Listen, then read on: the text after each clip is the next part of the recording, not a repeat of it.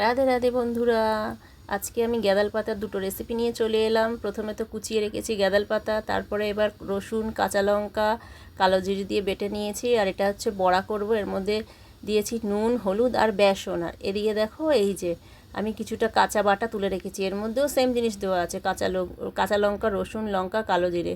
আর ওপর থেকে ছড়িয়ে দিয়েছি সর্ষে তেল, আর নুন অবশ্যই দিয়েছি, নুনের কথা বলতে ভুলে গেলাম।